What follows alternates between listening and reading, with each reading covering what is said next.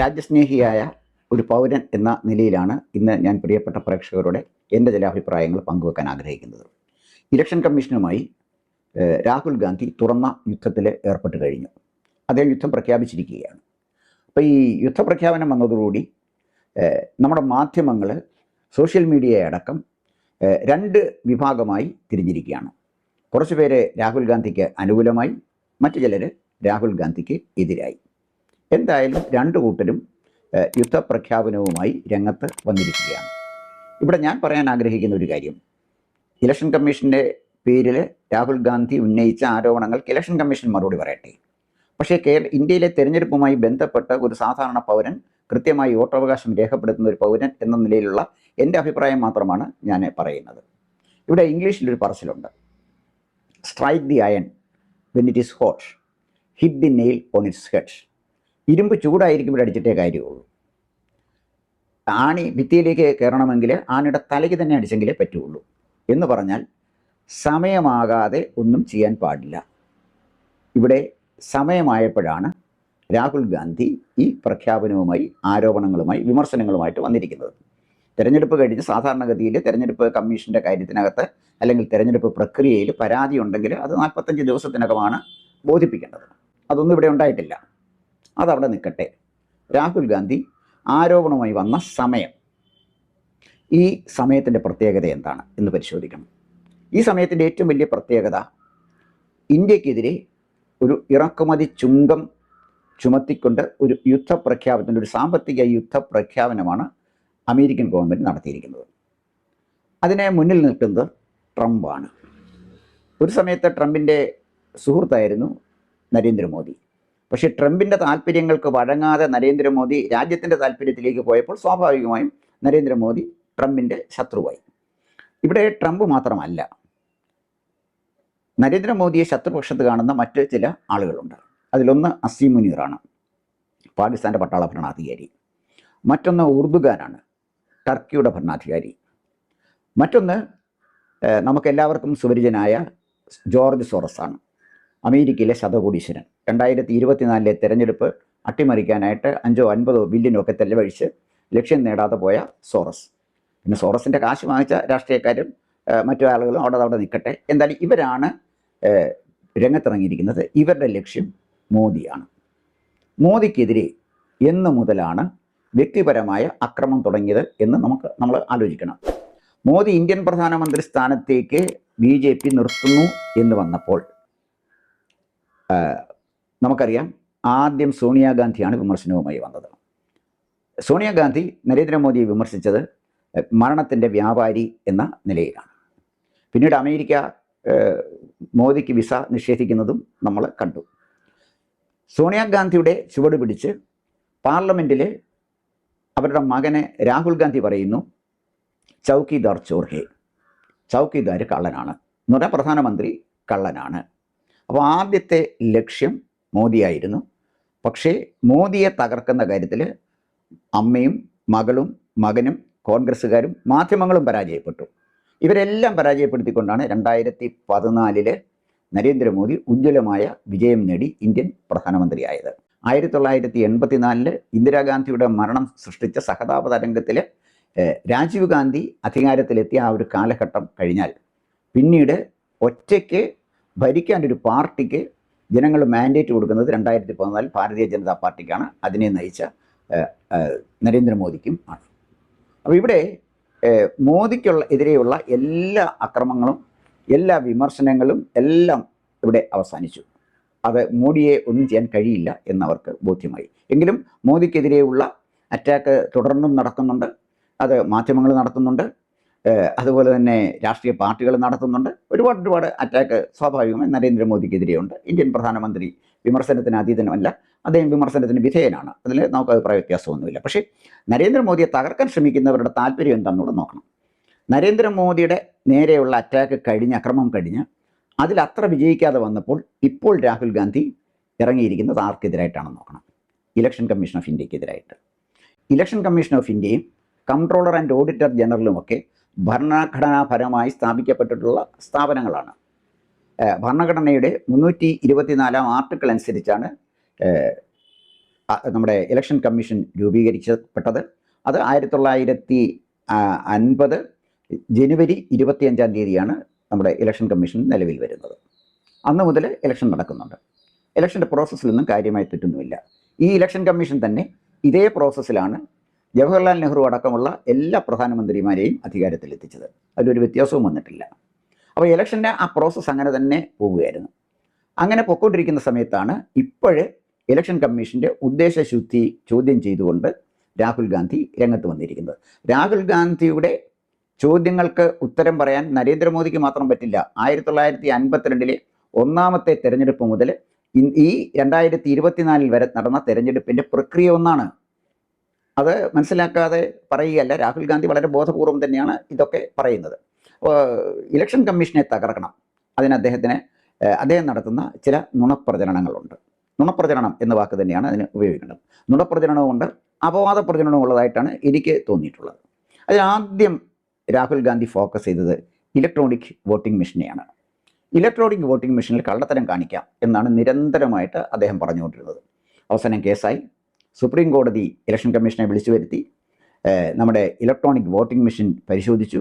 ഒരു തരത്തിലും ഒരു കള്ളത്തരവും ഇലക്ട്രോണിക് വോട്ടിംഗ് മെഷീനിൽ കാണിക്കാൻ പറ്റില്ല എന്നുള്ളതാണ് യാഥാർത്ഥ്യം.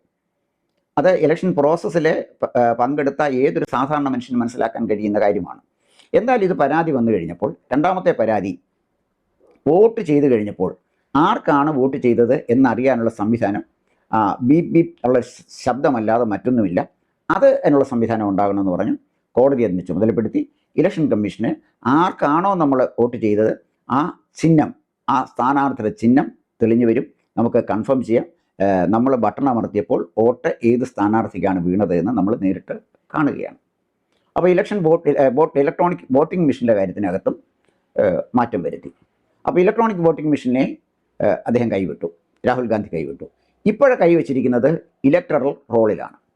ഇലക്ടറൽ റോളിൽ കൈവച്ചുകൊണ്ട് രാജീവ് ഗാന്ധി ഉന്നയിച്ച ഒരുപാട് ആരോപണങ്ങളുണ്ട്. ഇലക്ഷൻ കമ്മീഷൻ മറുപടി പറയേണ്ടതിന് അത് പറയട്ടെ. പക്ഷേ ഒരു സാധാരണ പൗരൻ ചിന്തിക്കുന്ന നിലയിൽ നോക്കുമ്പോൾ അദ്ദേഹം കഴിഞ്ഞ ദിവസം പറഞ്ഞ പ്രധാനപ്പെട്ട ഒരു കാര്യം, ബാംഗ്ലൂരു സെൻട്രൽ പാർലമെൻറ്റ് നിയോജക മണ്ഡലത്തിൽ അവിടെ ശകുൻ റാണി എന്ന സ്ത്രീയെ 2 ഇടത്ത് വോട്ട് ചെയ്തു എന്നുള്ളതാണ്. കർണാടകത്തിലെ ഇലക്ഷൻ്റെ ചുമതലയുള്ള election officer, state election officer തന്നെ അത് പരിശോധിച്ചു. ആ പ്രചരണം തെറ്റാണെന്ന് പറഞ്ഞു. അത് തള്ളിക്കളയുകയും ചെയ്തു. ഇവിടെ ഒരു കാര്യം മനസ്സിലാക്കണം. കർണാടകത്തിലെ അധികാരത്തിലിരിക്കുന്ന കോൺഗ്രസ് ഗവൺമെൻറ്റാണ്. ബാംഗ്ലൂരിലെ ഏതോ ഒരു ചെറിയ മുറിയിൽ 80 പേരെ വോട്ടർമാരായിട്ട് ചേർത്തു എന്ന് പറഞ്ഞു. 80 പേരെ വോട്ടർമാരായിട്ട് ചേർക്കുന്നത് ഡൽഹിയിലിരിക്കുന്ന 3 ഇലക്ഷൻ കമ്മീഷൻ അംഗങ്ങൾ വന്ന് നേരിട്ട് ചേർക്കുകയാണോ ചെയ്യുന്നത്? അത് സംസ്ഥാന ഗവൺമെൻറ്റിൻ്റെ ചുമതലയല്ലേ? സംസ്ഥാന ഗവൺമെൻറ്റിലെ BLOമാരല്ലേ അത് ചെയ്യുന്നത്? സംസ്ഥാനം ഭരിക്കുന്ന, കർണാടക സ്റ്റേറ്റ് ഭരിക്കുന്നത് കോൺഗ്രസ് അല്ലേ? അപ്പോൾ കോൺഗ്രസ് ഭരിക്കുന്ന സ്റ്റേറ്റിലാണ് ഇത് സംഭവിച്ചിരിക്കുന്നത്. പിന്നീട് അദ്ദേഹം പറഞ്ഞ വലിയൊരു ഫാക്ച്വൽ എറർ, ഒരു ജനതയോട് സംസാരിക്കുമ്പോൾ രാഹുൽ ഗാന്ധി മനസ്സിലാക്കേണ്ടത് KC വേണുഗോപാലിനെ പോലുള്ള ആളുകളല്ല ഇത് കേൾക്കുന്നത്. സാമാന്യമായി ചിന്തിക്കുന്ന ആളുകളാണ് അദ്ദേഹത്തിൻ്റെ പത്രപ്രസ്താവന കേട്ടുകൊണ്ടിരിക്കുന്നത് എന്ന് മനസ്സിലാക്കാനുള്ള സാമാന്യ ബോധം രാഹുൽ ഗാന്ധിക്ക് വേണ്ടേ?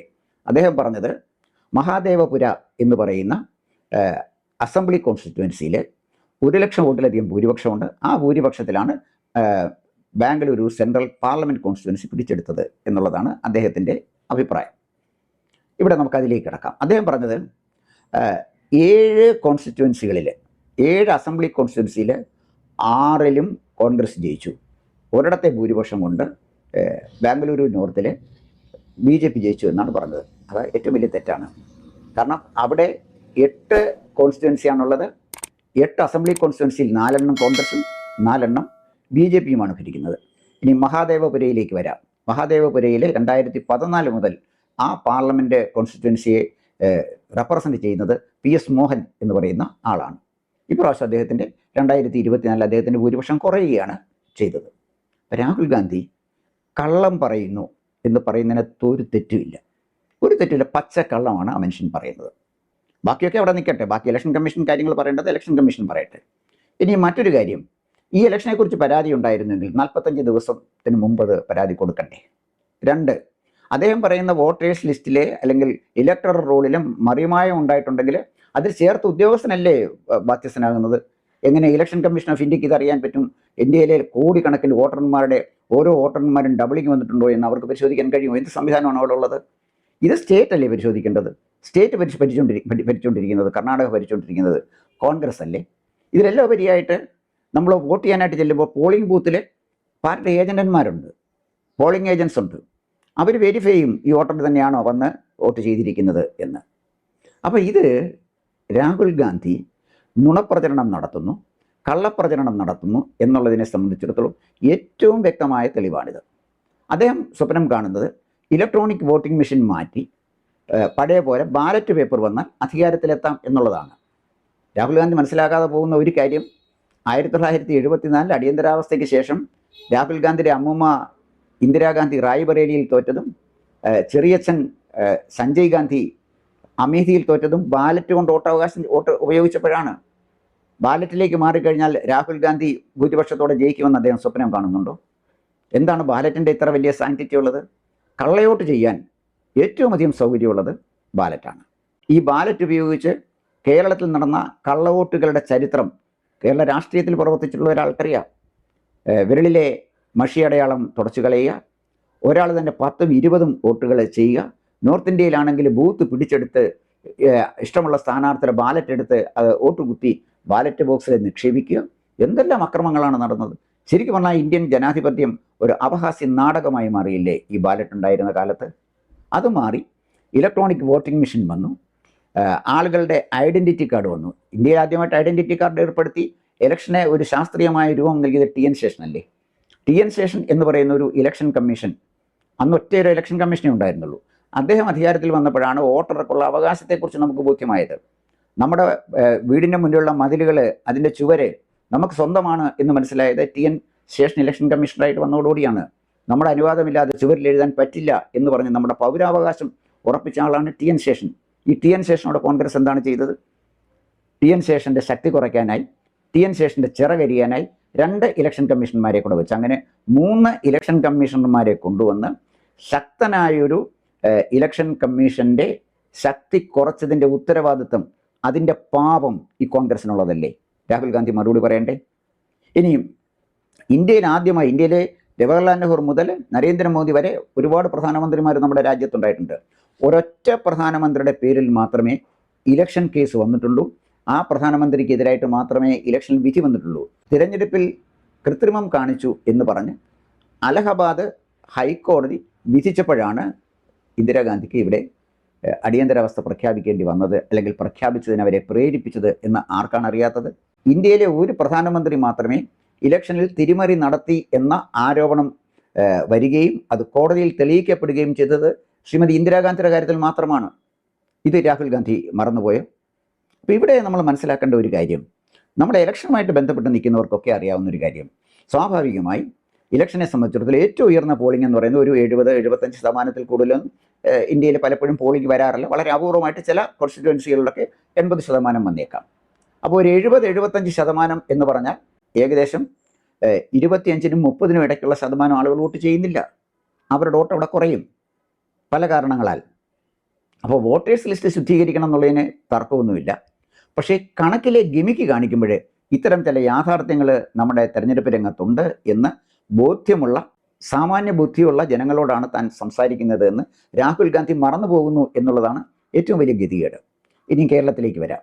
ഇതുമായിട്ട് ബന്ധപ്പെട്ട് രാഹുൽ ഗാന്ധിയുടെ പത്രസമ്മേളനം കഴിഞ്ഞപ്പോൾ കേരളത്തിലെ ഇടതുപക്ഷവും കോൺഗ്രസും ഒക്കെ ഇതങ്ങ് ആഘോഷമാക്കി മാറ്റി. അവരാകെപ്പാടെ കുഴപ്പം കാണുന്ന ഒരൊറ്റ കോൺസ്റ്റിറ്റ്യുവൻസിയിലാണ്, തൃശ്ശൂർ മാത്രം. തൃശ്ശൂർ എല്ലാം കുഴപ്പത്തിലായിപ്പോയി എന്നാണ് പറഞ്ഞത്. തൃശ്ശൂരിലെ ധാരാളം വ്യാജന്മാരെ വോട്ടർ പട്ടികയിൽ കടന്നുകൂടിയിട്ടുണ്ട്, ഡബിളിംഗ് ഉണ്ട്, ത്രിബിളിംഗ് ഉണ്ട് എന്നൊക്കെ പറയുന്നത് ആരാണ്? കേരളത്തിലെ റവന്യൂ മന്ത്രി എൻ രാജൻ. അങ്ങേക്ക് നാണമില്ലേ ഇത് പറയാൻ? റവന്യൂ മന്ത്രിയുടെ നിയന്ത്രണത്തിലല്ലേ കളക്ടർമാർ? അവർ ഭരണാധികാരികളല്ലേ? റവന്യൂ മന്ത്രിയുടെ നിയന്ത്രണത്തിലല്ലേ തെരഞ്ഞെടുപ്പ് പ്രക്രിയ നടക്കുന്നത്? ഈ BLOമാരെ നിയമിക്കുന്നത് BJP ആണോ? താങ്കളുടെ ഗവൺമെൻറ് അല്ലേ ഇത്? താങ്കൾ ഇതിനെക്കുറിച്ച് ആലോചിക്കണ്ടേ? താങ്കൾ എന്താണ് ധരിച്ചു വെച്ചിരിക്കുന്നത്? കേരളത്തിലെ ജനങ്ങൾ വിഡ്ഢികളാണെന്നാണോ? നാണമില്ലേ താങ്കൾക്ക് ഇങ്ങനെ പറയാൻ? താങ്കൾ ഇരിക്കുന്ന കസേരയിൽ ഒരുപാട് മഹാരഥന്മാർ, CPIയിലെ മഹാരഥന്മാർ ഇരുന്ന കസേരയാണ് താങ്കൾ ഇപ്പോൾ ഇരിക്കുന്നത്. അത് താങ്കൾ മറക്കരുത് എന്നാണ് എനിക്ക് പറയാനുള്ളത്.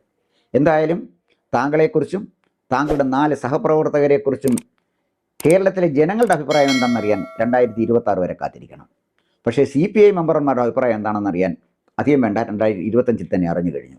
കൊല്ലം ഏറ്റവും ശക്തികേന്ദ്രമായ കൊല്ലത്ത് ഇവിടെ വന്ന പ്രതിനിധികൾ പറഞ്ഞത് ഈ 4 ആത്മാക്കൾ CPIക്ക് ബാധ്യതയാണ് എന്നാണ്. അതിലൊരു ബാധ്യത താങ്കളാണ്. താങ്കൾ മറക്കരുത്.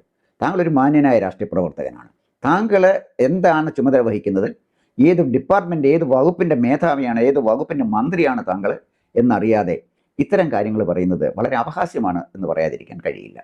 ഇനി രണ്ടാമത്തെ നേതാവ്, അത് ദേശീയ നേതാവാണ്, സഖാവ് MA ബേബി. MA ബേബി ഇന്നലെ നടത്തിയ വെളിപാട് 30,000 വോട്ട് വ്യാജന്മാരാണ്. സഖാവ് ബേബി, കഴിഞ്ഞ 9 വർഷമായി ഈ സംസ്ഥാനം ഭരിച്ചുകൊണ്ടിരിക്കുന്നത് പിണറായി വിജയനല്ലേ? അദ്ദേഹം നേതൃത്വം കൊടുക്കുന്നൊരു ഗവൺമെൻറ് അല്ലേ ഇവിടെ നടക്കുന്നത്, ഇവിടെ ഭരിച്ചുകൊണ്ടിരിക്കുന്നത്? ഈ 30,000 വ്യാജന്മാർ വന്നപ്പോഴേ നിങ്ങളുടെ ഉദ്യോഗസ്ഥന്മാർ, നിങ്ങളുടെ BLOമാർ എന്ത് ചെയ്യുകയായിരുന്നു? ഈ തെരഞ്ഞെടുപ്പിനെ ശുദ്ധീകരിക്കാൻ താങ്കൾക്ക് കഴിഞ്ഞില്ലേ? താങ്കളുടെ ഗവൺമെൻറ്റിന് കഴിഞ്ഞില്ലേ? അങ്ങനെ സംഭവിച്ചാൽ 30,000 വ്യാജന്മാരെ വോട്ടേഴ്സ് ലിസ്റ്റിൽ കടന്നുകൂടിയെങ്കിൽ അതിൻ്റെ ഉത്തരവാദി താങ്കളുടെ പാർട്ടിയും താങ്കളുടെ പാർട്ടിക്ക് നേതൃത്വം കൊടുക്കുന്ന മുഖ്യമന്ത്രിയുമാണെന്ന് താങ്കൾ മറക്കരുത്. ഇനി മറ്റൊരു കാര്യം കൂടെ എനിക്ക് പറയാനുണ്ട്. ബേബി സഖാവ് ഇത് പറഞ്ഞപ്പോഴേ 2019 ആറ്റിങ്ങിൽ 1,14,000 വോട്ട് വ്യാജന്മാരുടേതാണ് എന്ന് കണ്ടെത്തിയത് അടൂർ പ്രകാശ് അവിടെ മത്സരിച്ചപ്പോൾ അദ്ദേഹം കൊടുത്ത പരാതിയിലാണ്. കൃത്യമായ തെളിവുകളോട് കൊടുത്തു. 1,14,000 പേരാണ്, 30,000 അല്ല ബേബി സഖാവേ, 1,14,000. അത് ഡബിളിംഗ് ആണ്. ഇത് കൃത്യമായി അടൂർ പ്രകാശ് ചൂണ്ടിക്കാണിച്ചപ്പോഴാണ് അവരുടെ പേരുകൾ വോട്ടേഴ്സ് ലിസ്റ്റിൽ നിന്നും ഒഴിവാക്കപ്പെട്ടത്. ഇത് താങ്കൾ പറയുന്നത് ശരിയാണോ? താങ്കൾ ഒരു വിരൽ മറ്റൊരാൾക്ക് നേരെ ചൂണ്ടുമ്പോൾ ബാക്കി മുഴുവൻ വിരലുകളും അങ്ങയുടെ നേർക്കാണ് ചൂണ്ടപ്പെടുന്നത് എന്ന് അങ്ങ് തിരിച്ചറിയണ്ടേ? ഇനി ഏറ്റവും അപഹാസ്യമായ കാര്യം, CPMൻ്റെ ഒരു ദേശീയ നേതാവ്, അദ്ദേഹത്തിൻ്റെ സഹോദരിക്ക് 3 ബൂത്തിൽ വോട്ടുണ്ട് ആറ്റിങ്ങൽ. ഈ 1,14,000 കണക്കാണ്, 3 ബൂത്തിൽ അവർക്ക് വോട്ടുണ്ട്. ഇങ്ങനെയൊക്കെ നിൽക്കുന്ന, ആകെ നനഞ്ഞ് നാറി നിൽക്കുന്ന ചില രാഷ്ട്രീയ നേതാക്കന്മാർ ഇത് പറയുമ്പോൾ ഇവരെക്കുറിച്ചൊക്കെ ജനങ്ങൾ എന്താണ് ഇവർ ധരിച്ചു വെച്ചിരിക്കുന്നത്? തങ്ങൾക്ക് കീജെ വിളിക്കുന്ന ഞരമ്പ് രോഗികളിൽ കൂടെയാണ് അവർ കേരളം കാണുന്നെങ്കിൽ അത് തെറ്റിപ്പോയി. ഇതൊന്നും അല്ല. കേരളത്തിലെ പൊതുസമൂഹത്തിന് വ്യക്തമായ കാഴ്ചപ്പാടുണ്ട്. അവസാനം ഒരു വിമർശനവുമായിട്ട് വന്നിരിക്കുന്നത് ഞാൻ ഏറെ ബഹുമാനിക്കുന്ന NK പ്രേമചന്ദ്രൻ MP ആണ്. അദ്ദേഹം പറഞ്ഞിരിക്കുന്ന ഇലക്ഷൻ കമ്മീഷനെ ചെയ്തു കളയുന്നതാണ്. ഇലക്ഷൻ കമ്മീഷനെ ചെയ്യാം, പാർലമെൻറ്റിൽ ചെയ്തോട്ടെ. പക്ഷെ ഒരു കാര്യം അദ്ദേഹത്തോട് പറയാനുണ്ട്. കേരള നിയമസഭയിൽ നിന്നും അദ്ദേഹം പ്രതികരിക്കുന്ന റവല്യൂഷണറി സോഷ്യലിസ്റ്റ് പാർട്ടി എന്ന് പറയുന്ന RSP ചെയ്യപ്പെട്ടിട്ട് കുറേ കാലമായി. അത് ഇലക്ഷൻ കമ്മീഷൻ ഓഫ് ഇന്ത്യ അല്ല RSP ചെയ്തത് കേരളത്തിലെ ജനങ്ങളാണ്. പ്രേമചന്ദ്രനെ പോലെ പക്വതയുള്ളൊരു രാഷ്ട്രീയക്കാരൻ രാഹുൽ ഗാന്ധിയുടെ നിലവാരത്തിലേക്ക് താഴുമ്പോൾ അങ്ങയെക്കുറിച്ച് എനിക്ക് സഹതാപമാണ് തോന്നുന്നത്. ഞാനീ പറഞ്ഞ നേതാക്കന്മാരൊക്കെ, ഇവരോടൊക്കെ എനിക്ക് വ്യക്തിപരമായി വളരെയധികം ബഹുമാനമുള്ള ആളുകളാണ്. അത് KC വേണുഗോപാൽ, ഡൽഹിയിലിരിക്കുന്ന KC വേണുഗോപാൽ തൊട്ട് കേരളത്തിലെ രമേശ് ചെന്നിത്തല വരെയുള്ള കോൺഗ്രസ് നേതാക്കന്മാരോടും ഇടതുപക്ഷ നേതാക്കന്മാരോടും ഒക്കെ എനിക്ക് വ്യക്തിപരമായി ബഹുമാനമാണ്. പക്ഷെ വ്യക്തിപരമായി ഞാൻ ബഹുമാനിക്കാത്ത, വ്യക്തിപരമായി ഞാൻ അവജ്ഞയോടെ കാണുന്ന ഒരൊറ്റ ഒരു രാഷ്ട്രീയ നേതാവേ ഇന്ത്യൻ പാർലമെൻറ്റിലുള്ളൂ. അത് മറ്റാരുമല്ല, രാഹുൽ ഗാന്ധിയാണ്. ഞാൻ രാഹുൽ ഗാന്ധിയെ വെറുക്കുന്നതിന്, രാഹുൽ ഗാന്ധിയെ അവജ്ഞയോടെ കാണുന്നതിന് കാരണങ്ങളുണ്ട്. 5 കാരണമുണ്ട് ഞാൻ രാഹുൽ ഗാന്ധിയെ വെറുക്കുന്നതിന്. എൻ്റെ പല സുഹൃത്തുക്കളും ചോദിച്ചു, താങ്കൾ എന്താണ് രാഹുൽ ഗാന്ധി എതിർക്കുന്നത്? രാഹുൽ ഗാന്ധിയെപ്പോലെ അപകടകാരിയായ ഒരാളുടെ കയ്യിൽ ഇന്ത്യയുടെ ഭരണാധികാരം വരാൻ പാടില്ല എന്ന് ആഗ്രഹിക്കുന്ന ഒരു സാധാരണ പൗരനാണ്. അതെൻ്റെ അവകാശമാണ്.